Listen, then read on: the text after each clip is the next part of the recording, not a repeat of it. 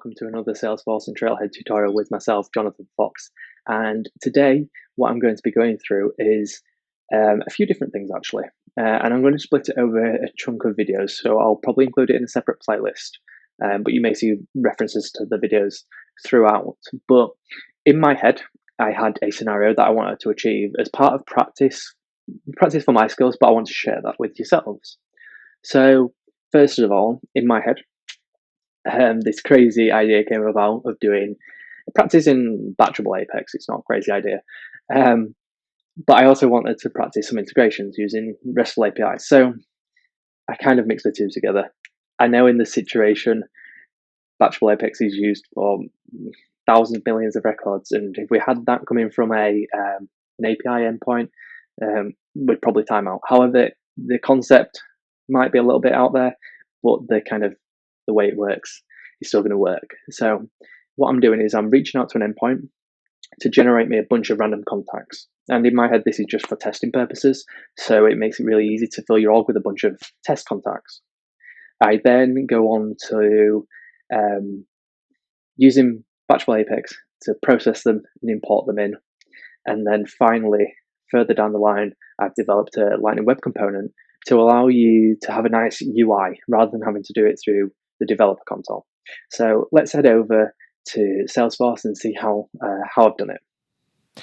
Okay, so what we have here is a website called Mockaroo, and Mockaroo allows you to create a schema. So basically, we're using it as a fictional database, a fictional table in an external system, and I'm able to create this object, this table. As you can see here, I'm using contact.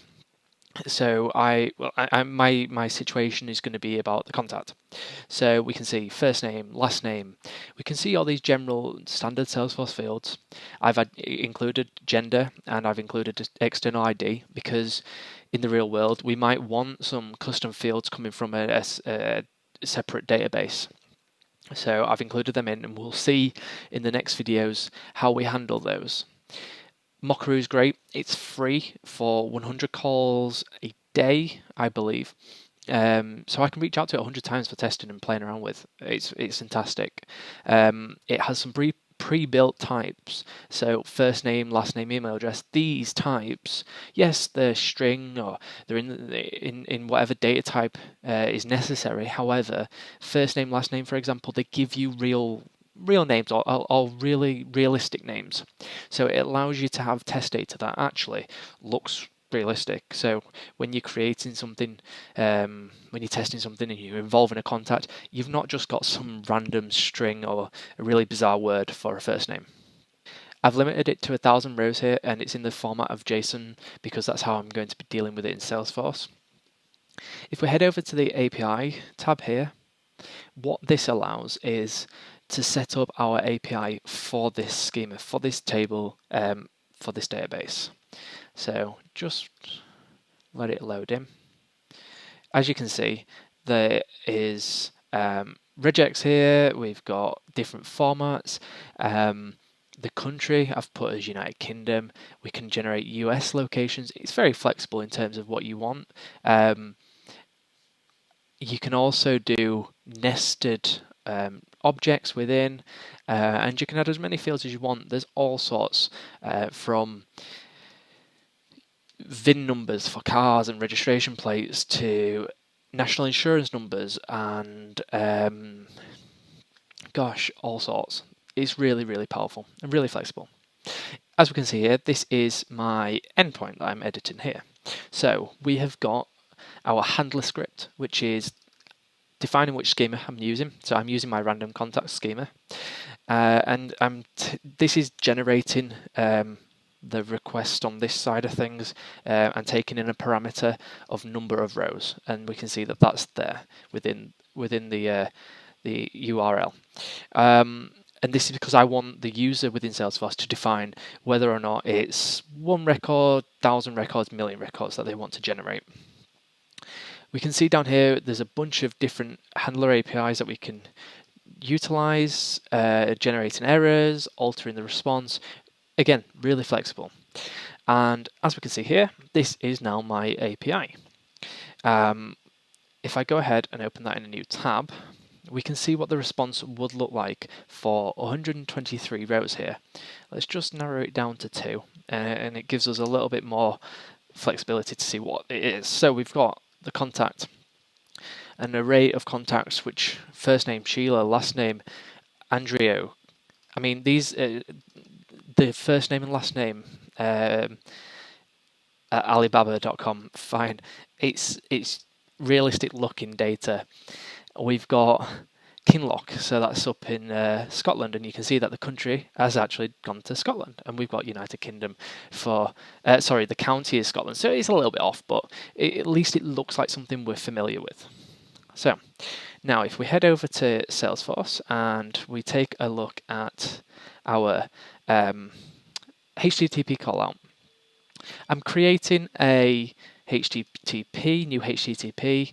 I am taking in the number of rows, creating a new HTTP, creating a request for said HTTP, and then here you can see that I am SOQL querying metadata, and that's because what I have done is I've stored the URL, so I've broken it down into various parts. I've stored everything up to the .com as in the metadata as the URL. I've stored this part here, random contact, as our parameter. So let's just quickly head back over as the method parameter, and then the API key is obviously allows us to call this endpoint is this section here.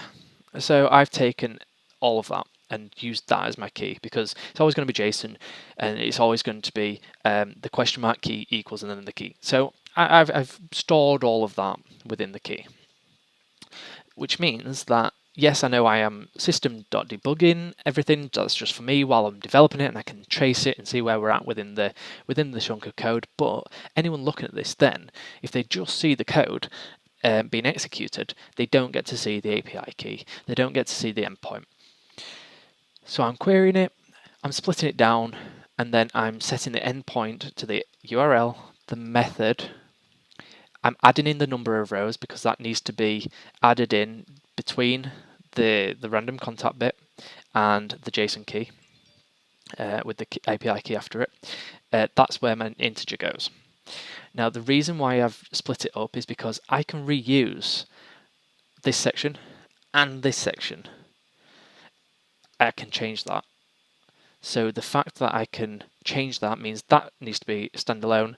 The number of rows standalone, I can pull them out, plug them in for a different method or different number of rows. Setting my method to get because I'm getting it, I'm reaching out to that system and getting these rows. And then my response is whatever the result of the send request returns. And if the response is 200, so if it's accepted, it's correct, it's generated something, it's come back and it's accepted, I am returning the response, and that's because my batchable Apex is calling this this class and method.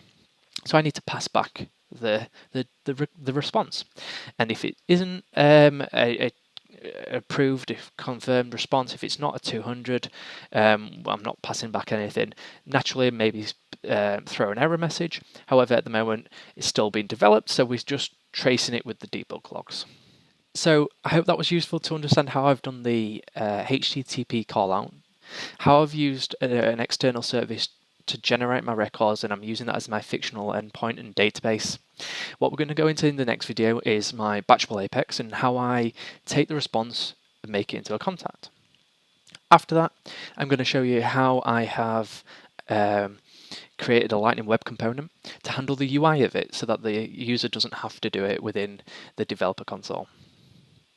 Thank you very much, and until next time, either like this video, comment, hit subscribe, it's always appreciated, but at the very least, please do give me some feedback. Thank you very much.